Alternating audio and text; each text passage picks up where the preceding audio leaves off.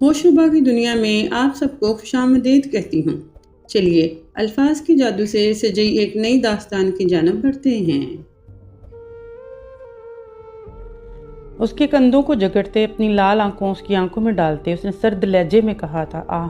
कंधों पर पड़ते दबाव की वजह से दर्द से करा रही थी वो। तो मुझे हट कर रहे हो? इशाल ने आंखों में आंसू लिए कहा था। आपकी शादी सिर्फ मुझसे होगी और किसी से नहीं, वो जुनूनी लहजे में कहते उसे साकत कर गया था। मेरे चेहरे पर कहीं जगह जख्म थे, आंखों में आंसू थे और वो शख्स मेरे सामने बैठा हाथ जोड़ रहा था। कहने लगा, बहुत मोहब्बत करता हूँ तुमसे, बस मेरी आखिरी गलती माफ़ कर दो। मैंने कहा, गलती? इसे तुम गलती कहते हो? तुमने मेरे पास कोई रास्ता नहीं छोड़ा। कहने लगा, विशाल, मेरी मोहब्बत पर शक मत करो, मैंने जुनून की हद तक तुम्हें चाहा है, तुम्हारे बगैर मर जाऊंगा। ये कहते हुए वो लंबे लंबे सांस लेने लगा, उसके चेहरे से पसीना बह रहा था। कहने लगा, मैं तुम्हारे बगैर नहीं रह सकता। मेरी आंखों से आंसू बह रहे थे। कहने लगा, बस ये एक बार कुर्बानी दे दो मेरी जान में, उसके बाद तुम्हें कोई तकलीफ नहीं दूंगा। मैंने कहा, किसी कुर्बानी? वो कहने लगा, हिलाला। मेरी शादी शिराज से बड़ी धूमधाम से हुई थी। शिराज मेरे भाई का दोस्त था और हमारे घर उसका आना जाना भी लगा रहता था। अलबत्ता मेरे लिए बात हैरान कुन थी जब उसका रिश्ता मेरे लिए आया, क्योंकि मैंने कभी भी उसके बारे में इस अंदाज से नहीं सोचा था। लेकिन शिराज का रिश्ता मेरे घर में सबको पसंद आया था और भाई ने तो ये तक कहा था कि मैं बहुत खुश रहूँगी। मेरी वालदा ने इसलिए भी यहाँ बात कर ली थी क्योंकि शिराज घर में अकेला रहता था। उसके वालिदैन हयात नहीं थे, भाई बहन सारे अपने अपने घरों में रहते थे। मेरी माँ कहने लगी कि मेरी बेटी पे कोई भी जिम्मेदारी नहीं होगी। फिर शिराज की नौकरी अच्छी थी, घर अपना था, बज़ाहिर ऐसा कुछ भी नहीं था कि इनकार किया जाता। फिर पिछले 2 साल से मेरे भाई को उससे बहुत गहरी दोस्ती थी, घर में आना जाना भी बहुत रहता था। मेरी वालदा भी शिराज से कई बार मिल चुकी थी, वो तो उसकी अखलाक और मिजाज को देखकर उसकी गर्विदा हो गई थी। कहती थी कि बहुत अच्छा इंसान है। हमारा ताल्लुक एक मुतवस्ता घराने से था, लेकिन शिराज का घरेलू हालात हमारे घर से काफ़ी बेहतर थे। उसके पास अपनी गाड़ी थी, अपना घर, अच्छी नौकरी भी थी और हम किराए के घर में रहते थे। मेरी वालदा कहती थी कि इस लड़के के पास सब कुछ है लेकिन नखरा नहीं है। ज़मीन पर हमारे साथ दस्तरखान पर बैठकर खाना खा लेता, चाहे दाल पकी हो या गोश्त। इस सबसे कभी मुंह नहीं बनाया। सबके दिलों में ये शिराज की बहुत ख़ास जगह थी, लेकिन मैंने कभी इन खूबियों की वजह से भी शिराज को उसकी बहुत ख़ास जगह कभी नहीं दी थी। लेकिन मैंने कभी उन खूबियों की वजह से भी शिराज का लिहाज नहीं सोचा था। मैंने सोचा था किसी के बारे में भी नहीं था, क्योंकि पता था कि हमारे घर में शादियाँ माँ बाप की मर्ज़ी से की जाती हैं, इसलिए मेरी भी होगी। लेकिन शादी की रात जब शिराज ने मुझे कहा कि मुझसे बेतहाशा मोहब्बत करता है तो मैं हैरान रह गई थी। वो कहने लगा, विशाल, मैंने दिल की शिद्दतों से तुम्हें चाहा है, तुम मेरी मोहब्बत का अंदाज़ा नहीं लगा सकती। तब मुझे पता चला कि असल में किस्सा क्या है। शिराज ने जब पहली बार मुझे देखा था, मेरा दीवाना हो गया था। अब मेरी खातिर ही उसने मेरे भाई से मरासम बढ़ाए, दोस्ती भी लगाई, यहाँ तक कि मेरे घर वालों का दिल भी जीता और मुझे भी पा लिया। मुझे अपने इस खामोश आशिक शौहर से शादी की पहली रात ही मोहब्बत हो गई थी। जाहिर है, कोई आपसे इतनी मोहब्बत करे तो बदले में मोहब्बत तो दी जाती है, और फिर मेरे शौहर और शिराज के बीच में कायम शुदा रिश्ते का तकाजा भी कुछ यही था। चंद दिनों में जितनी मोहब्बत शिराज ने मुझ पर निशावर की थी, मैं उसकी मोहब्बत की आदी हो चुकी थी। हालांकि देखते में वो ज़्यादा खूबसूरत नहीं था, रंगत भी सांवली थी और मैं बहुत खूबसूरत थी, लेकिन मेरा शुमार उन लड़कियों में नहीं होता था। खुद हसीन हूँ तो शौहर भी हसीन चाहती हूँ। मैं हुस्न परस्त तो थी, मगर शुरू से यही समझाया गया था कि जहाँ माँ बाप करेंगे शादी वहीं होनी है, इसलिए कभी इस लिहाज से कुछ भी अपने लिए सोचा नहीं था। शिराज ज़िंदगी में आया तो उसकी बेपनाह मोहब्बत देखकर उससे मोहब्बत हो गई। कभी ये नहीं देखा कि मेरे साथ जचता है कि नहीं, मुझे तो वो अच्छा ही लगता था। जाहिर है, मेरा शौहर था, मुझसे बहुत मोहब्बत करता था। एक फितरी सी बात थी, लेकिन असल होश मेरे उस वक्त उड़े जब शादी के बाद वो मुझे सिनेमा में फ़िल्म दिखाने के लिए लेकर गया। वहाँ पर बहुत सारे मंचले भी आए हुए थे, उनमें से कुछ लड़के बार बार मुझे देखे जा रहे थे। इस टोले में से कोई घटिया इशारा करता। मैं खौफ का शिकार थी। पहली बार सिनेमा आई थी, फिल्म शुरू होगी और लड़कों की गुस्ताखियाँ भी। वो मेरी सीट के पीछे बैठे थे, अपने पाँव आगे करके मेरे पाँव पर मारते तो मैं पाँव आगे कर लेती, कभी अपनी सीट से आगे होकर मेरे कमर पर उंगलियां फेरने लगते। मैं शिराज से कहने लगी कि मुझे फिल्म नहीं देखनी। मैं नहीं जानती थी कि शिराज उनकी हरकतों को देख रहा है। वो अपनी जगह से उठा और पीछे बैठे लड़कों को मारने लगा। पूरा सिनेमा हॉल में एक तमाशा लग गया। वो कहने लगे, हमें क्यों मार रहे हो? तब वो कहने लगा, मेरी बीवी को देखते हो तुम्हारी आंखें निकाल लूँगा। उनमें से एक मंझला कहने लगा, तुम्हारी तो लॉटरी लग गई, जो तुम जैसे कोई ऐसी हसीन बीवी मिल गई। ये सुनना ही था कि शिराज को पारा चढ़ गया। उसने उसको कहा कि बंदर क्या जाने अदरक का स्वाद, लंगूर के साथ अंगूर, ऐसे बहुत सारे जुमले उन्होंने कसे थे। इस बात पर उस शिराज का पारा हाई और उसको बहुत गुस्सा आ गया। उसने इस नौजवान को इतना मारा कि लहूलुहान कर दिया। ये सब देखकर मुझे लग रहा था जैसे मुझे अगला सांस नहीं आएगा। चौकीदार ने मुश्किल से शिराज को पीछे किया था और सिनेमा से बाहर निकाल दिया था। वो मुझे घर वापस लेकर आया था। घर के अंदर दाखिल होते ही उसने मेरा बाजू पकड़ा और बुरी तरह से मरोड़ दिया। हालांकि मेरा तो कोई कसूर नहीं था, मैं तो सिनेमा जाना ही नहीं चाहती थी। मैंने शिराज का जुनून देखा था, उसका गुस्सा देखा था। कहने लगा, मेरा जी चाहता है आंखें निकाल लूँ उसकी जो तुम्हें देखे, उसकी जान ले लूँ जो तुम्हें छूने की कोशिश करे। फिर कहने लगा, क्या वाकई में बदसूरत हूँ? मैं नफ़ी में सर हिलाने लगी। कहने लगा, तुम मुझसे ज़्यादा खूबसूरत हो। ऐसी औरतें अपने मर्द के साथ वफा नहीं करती। मैंने कहा, ऐसा कुछ नहीं है, आप ऐसा क्यों सोच रहे हैं? मैं नहीं जानती कब और कैसे, लेकिन शिराज अब पहले के मुकाबले में मुझ पर शक करने लगा था। शायद लोगों की बातों की वजह से, क्योंकि हर शख्स यही कहता था कि तुम्हें इतनी खूबसूरत बीवी मिल गई है। इतनी हसीन लड़कियां कभी भी तुम जैसे मर्दों के साथ सारी ज़िंदगी नहीं गुजारती होती। जैसे ही उसे कोई अपने जैसा खूबसूरत मिलेगा, ये उसके साथ भाग जाएंगी। मैं नहीं जानती थी कि कौन इसके दिमाग में ऐसी बातें डालता था, लेकिन शिराज का रवैया मुझसे बदलने लगा था। अब वो घर से बाहर जाता तो घर के दरवाजे बाहर से बंद करता और उस पर ताला लगा देता। मुझे हैरत होती थी कि वो ताला क्यों लगा कर जाता है। एक औरत के लिए ये बात नाकाबिले बर्दाश्त और बहुत बड़ी अजियत का बायस होती है कि उसका शौहर उस पर शक करे। उन्हें दोनों हमारे घर के बराबर में एक शख्स ने अपना मकान खरीदा था और इत्तेफाक था कि वो शख्स अकेला रहता था, लेकिन मुझे लगा शायद वहाँ पर में आने वाले लोग हमारी तरह ही हैं। अभी भी शिराज बाहर से ताला लगा कर जाना, इसलिए मुझे किसी चीज़ की ज़रूरत पड़ती तो मैं बड़ी मुश्किल में पड़ जाती थी। हालांकि बाहर सब्ज़ी वाला होता था, लेकिन ताला लगने की वजह से सब्ज़ी नहीं ले सकती थी। ना ही मुझे शिराज की तरफ से ये इजाज़त थी कि मैं वादे देकर किसी से सब्ज़ी या चीज़ ले सकती हूँ। वो तो कहता था, ना कोई तुम्हें देखे ना तुम्हारी आवाज़ सुने। शिराज के जाने के बाद जब मैंने देखा तो प्याज ख़त्म हो चुका था। मैं सोचा, मैं पड़ गई कि क्या बनाऊँ और प्याज के बगैर क्या बन सकता था। जब मुझे कुछ भी समझ नहीं आया तो मैंने सोचा कि चुपचाप खामोशी से बराबर वाले घर से प्याज ले लेती हूँ। उसी दीवार के साथ मैंने कुर्सी रखी और वहाँ खड़ी होकर बराबर वाले घर में झांक कर देखा। ज़हन बिल्कुल खाली था, लेकिन किचन में खटपट की आवाज़ें आ रही थी, मतलब घर में कोई खातून खाना बना रही थी। मैंने कहा, बात सुनिए। ये कहना था कि किचन से बाहर आने वाले एक मर्द था, जिसे देखकर मुझे आवाज़ देने में पछतावा सा हो रहा था। कहने लगा, आपने आवाज़ दी है? मैंने कहा, वो मैं समझी शायद कोई खातून है। I am sorry. वो कहने लगा, कोई बात नहीं, कहिए क्या काम है आपको? मैंने कहा, मुझे कुछ प्याज चाहिए थे। कहने लगे, अभी लाता हूँ। थोड़ी देर के बाद मैं पीछे हटने लगी जब कहने लगा कि ये प्याज तो लेती जाइए। मैंने शुक्रिया कहा और नीचे उतरकर खाना बना लिया। मैं सोचने लगी कि ये प्लेट उसे वापस कर देती हूँ। मैं कुर्सी रखकर खड़ी हो गई। उस वक्त वो सेन में झाड़ू लगा रहा था। मैंने कहा, भाई साहब। उसने मेरी तरफ देखकर कहने लगा, मेरा नाम शुजात है। मैंने प्लेट उससे पकड़ा दी और खुद नीचे उतर गई। अब अक्सर ऐसा होता, कोई भी चीज़ घर पर मौजूद ना होती या शिराज मुझे देकर नहीं जाता तो मैं बराबर से मांग लेती। अब तो वो शख्स भी मुझे बाजार जाता था, मुझे से पूछ लेता कि आपको कुछ ज़रूरत है तो ला देता हूँ। मैं मुश्किल ही उसे कुछ कहती थी। जैसे जैसे वक्त गुजरने लगा था, शिराज के मिजाज में चिड़चिड़ापन आने लगा था। बात बात पर वो मुझे शक की नज़रों से देखता रहता था।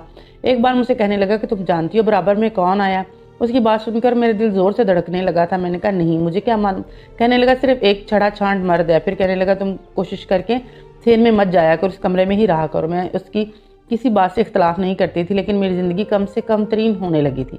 कभी ताज़ी हवा के लिए बाहर चली जाती थी। शिराज कहता है, जहाँ क्यों खड़ी हो? तुम्हें नज़र आ रहा है सामने छत पर लड़के खड़े हैं। मैं कहती, शिराज मैं क्या करूं, ताज़ी हवा पर मेरा कोई हक नहीं है। अगर कोई खड़ा है तो खड़ा रहने दो। वो कहने लगा, तुम्हें देख रहे हैं, ये देख रहे हैं कि इतनी खूबसूरत लड़की है और इसका शौहर कितना अजीब है। हर बात पर बस वो यही कहता रहता था। शायद उसके अंदर ये एहसास कमतरी थी। हालांकि मैंने ऐसा कभी नहीं सोचा था। मैंने कहा, आप ऐसी बातें क्यों करते हैं? मुझे तो आप में से कोई भी ऐब नज़र नहीं आता। एक बार शिराज घर पर आया तो बेहद परेशान था। मैंने वो जो बात पूछी तो कहने लगा, औरत ज़ात होती ही कमज़ोर है। ज़रा सा हसीन मर्द और दौलतमंद मर्द को देख ले तो अपने शौहर और बच्चे तक छोड़ देती है। फिर कहने लगा कि औरत को छोड़ दो तो मर्द किसी रेत की टीले की तरह ढह जाता है। मुझे उसकी बातें समझ नहीं आती थी। मैंने ऐसा माहौल देखा था ना, मैं ऐसे कभी सोचा था। हमारे यहाँ तो जहाँ शादी हो जाती थी बस वहीं निभाया जाता था। कहने लगा, मेरा दोस्त अपनी बीवी को इतनी ज़्यादा आज़ादी देकर रखी थी, जानती है उसने क्या किया? मैंने कहा, क्या?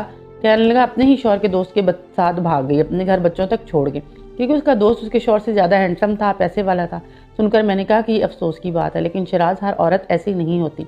वो कहने लगा, औरत को छूट मिलने की देर होती है, उसे मौका मिले तो कुछ भी कर सकती है। पता नहीं इसका औरतों के बारे में ऐसा नज़रिया क्यों था, या फिर ऐसा वाक़या सुनने के बाद मर्द की नज़र अपनी बीवी के लिए शक शुबात क्यों ले आती थी। आज जब घर आता तो पूरे घर को देखता, जांचती नज़रों के साथ सारे कोने कुदरे चेक करते कि कोई आया तो नहीं था, मैंने किसी से बात तो नहीं की थी।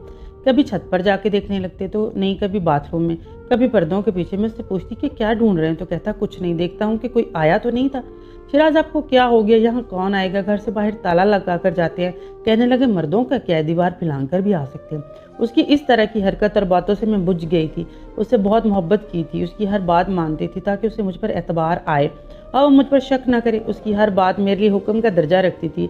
जब भी उसके लिए तैयार होती तो कहता कि तैयार मत हुआ करो, आज क्यों इतनी अच्छी बनी ठनी हुई हो, कोई आया था क्या। उसको इस तरह के सवाल मेरी रूह को लुभान करते थे। एक औरत अपने शौहर के लिए तैयार होती है और किसके लिए सजेगी, लेकिन जब शौहर ही शक की नज़र से देखने लगे तो औरत का सारा श्रृंगार खत्म हो जाता है। मेरा भी आहिस्ता आहिस्ता सब कुछ खत्म हो चुका था। मैं बिल्कुल सादा लिबास में रहती थी।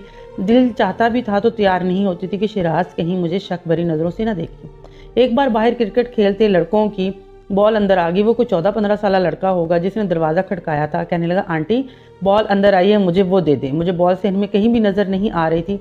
फिर मैं छत पर से गई तो बॉल वहाँ थी। मैंने बॉल उठाकर छत से ही सड़क पर फेंक दी। मैं नहीं जानती थी कि उस वक्त शिराज घर पहुंच जाएगा। वो बच्चा मुझे शुक्रिया कह रहा था। मैंने कहा कोई बात नहीं। ये कहते हुए शिराज ने देख लिया। शिराज को देखकर मैं फ़ौरन से उतर आई। वो अंदर आया तो बहुत गुस्से में था। दरवाज़ा भी उसने ज़ोर से बंद किया। मैंने कहा आज आप जल्दी आ गए। कहने लगे हाँ जल्दी आ गया, और वही हुआ जिसका मुझे डर था। मैंने कहा क्या हो गया। शिराज मेरा ये कहना था कि एक ज़ोरदार थप्पड़ उसने मेरे मुँह पर मार दिया। कहने लगे कमीनी, मेरे पीछे से ये गुल खिला रही हो। मैं शौहर से ना तो इस लहजे और अंदाज की तवक्को रखती थी और ना ही थप्पड़ की। मैंने कहा आपको हुआ क्या है। कहने लगा मैं जानता हूँ तुम खूबसूरत लड़कियों को कम उम्र लड़कों का चस्का होता है। मेरे पीछे से छतों पर खड़ी होकर गली के आवारा लड़कों से बातें करती हो, शर्म नहीं आती। वो सेन में ही मुझे मारने लगा था। मैंने कहा आपको क्या हो गया। इस बच्चे की बॉल आई थी छत पर तो मैं वो बॉल देने गई थी और ऐसा पहली बार हुआ है। आप क्यों मुझ पर शक कर रहे हो। तो वो तो मेरे छोटे भाई से भी छोटा होगा। कहने लगा बस बस मुझे मत सिखाओ। मैंने बड़ी उम्र की औरतों को कम उम्र लड़कों से शादी करते देखा है और उनकी खातर अपने शौहर बच्चों को छोड़ते देखा। मैं जानता हूँ औरतों को कम उम्र लड़कों का चस्का होता है और तुम्हें भी। मेरा जैसे सब्र जवाब दे गया था। मैंने कहा आपको शर्म नहीं आती मेरे बारे में ऐसी बातें करते हुए। मेरा ये कहना था कि उसने मुझे बालों से पकड़ा और सेन में जोर से धक्का देकर मैं किरा कर रह गई। फिर अपने प्यार से मेरे पेट पर ठुड्डे मारने लगा। मैं इस किस्म के रवैये की आदी नहीं थी। मैं चिल्लाने लगी, रोने लगी। उसे कहने लगी कि मुझे छोड़ दो, क्या कर रहे हो तुम। लेकिन वो शायद गुस्से में अंधा हो चुका था। कहने लगा आइंदा अगर मैंने तुम्हें किसी से बात करते भी देखा तो तुम्हारा गला घोंट कर अपने हाथों से मार दूंगा। ये याद रखना, मैं बेवफाई बर्दाश्त नहीं करूंगा। मैं ये सोच रही थी कि मैंने बेवफाई की का क्या दूसरी औरतों की कहानियाँ किससे सुनकर वो क्यों मुझे इस नहेज में डालकर देखता है। ये क्यों नहीं देखता कि औरत अपनी सारी उम्र एक मर्द के साथ गुजार देती है। ज़्यादातर औरतें तो ऐसी ही होती हैं। यहाँ तक जवानी में बेवा भी हो जाए तो सारी ज़िंदगी बच्चों की खातर अपने शौहर के नाम पर अपनी ज़िंदगी गुजार देती हैं। अपनी हर ख्वाहिश को दबाकर बुढ़ापे की दहलीज तक तली जाती हैं। उन्हें ही क्यों देखता है जिन्होंने बेवफाई की होती है, जो घर से भाग जाती हैं।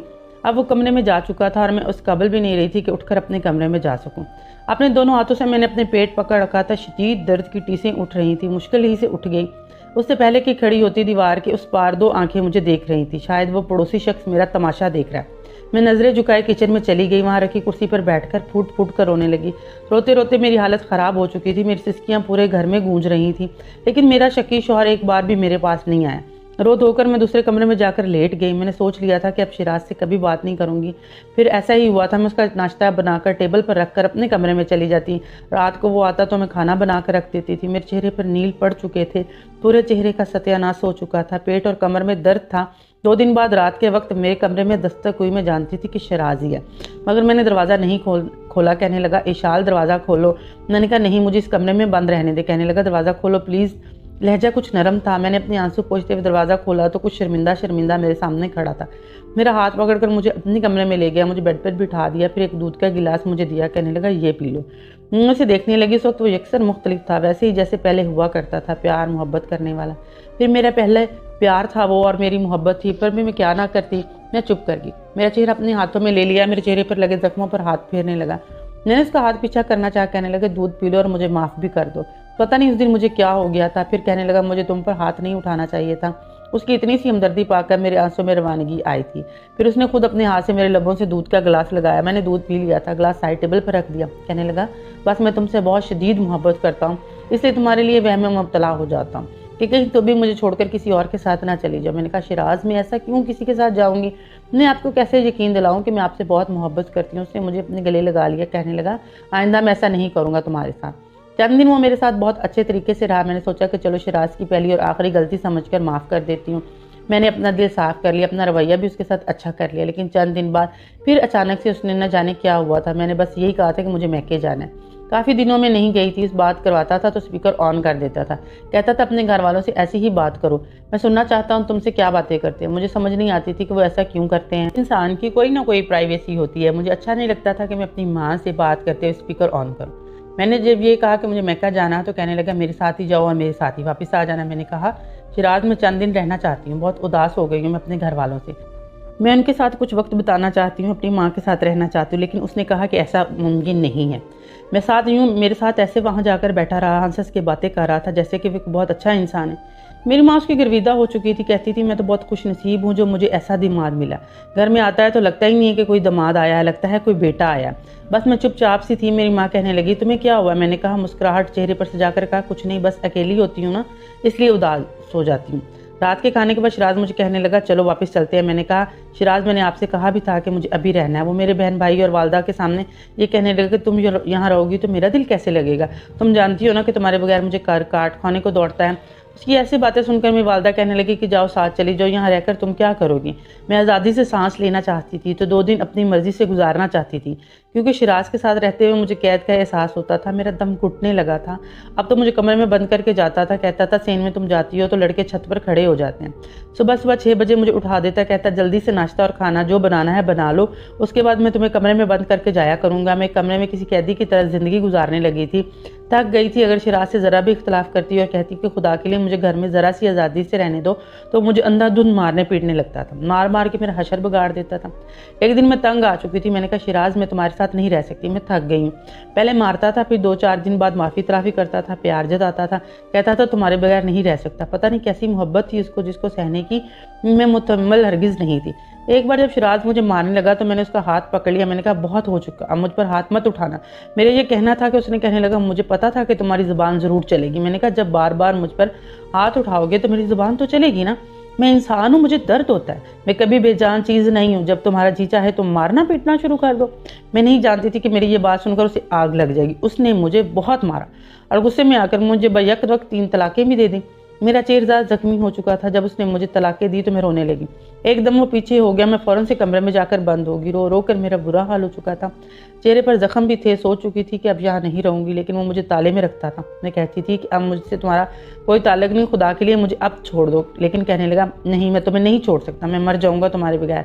बहुत मोहब्बत करता हूँ तुमसे। इसकी मोहब्बत मेरे लिए सिर्फ अजियत थी, इसके अलावा और कुछ नहीं। 3 दिन बाद उसने दरवाज़ा खोला था। कहने लगा कि मुझे माफ़ कर दो, बस एक आखिरी मौका मुझे दे दो, मैं तुम्हें उसके बाद कुछ नहीं कहूँगा। मैंने कहा कौन सा मौका? मेरे बीच बचा ही क्या है? जो मशवरा उसने मुझे दिया मेरे होश उड़ाने के लिए काफ़ी था। कहने लगा हिलाला कर लो। मैंने कहा शिराज मैं ये नहीं करना चाहती और मैं जानती हूँ कि आप मुझे कभी भी इस तरीके से नहीं अपनाएंगे। कहने लगा फिर तो मेरी मोहब्बत का अंदाज़ा ही नहीं है, मैं तुम्हें क्यों नहीं अपनाऊँगा। मैंने कहा मुझे कोई देख ले तो आपसे बर्दाश्त नहीं होता, और हलाले का मतलब जानते हैं आप? मेरी बात सुनकर उसकी आंखों में गुस्सा उतर आया तो कहने लगा मजबूरी है वरना नहीं बर्दाश्त करता, लेकिन सिर्फ एक रात की बात है। मैंने कहा जिस तरीके से आप हलाला कर रहे हैं ना, यूँ हलाला होता नहीं है, इसका तरीकाकार कुछ और है। और ये हुक्म किसी और तरीके से मुसलमानों को दिया गया है कि अगर तलाक की नीयत से शादी की जाए, यहाँ अलाले की नीयत से निकाह किया जाए तो वो ज़ना के ज़ुमरे में आता है। कहने लगा मुझे ज़्यादा हदीसी और दीन मत समझा, मुझे सब पता है, ऐसी हर जगह हो रहा है, सब गलत नहीं है। अक्सर तो ऐसे हलाला कराने वाले मौलाना मौजूद हैं तो उनसे ज़्यादा दिन तुम्हें पता है, ये सब जायज़ है, दुरुस्त है। मैं चुप सी हो गई थी।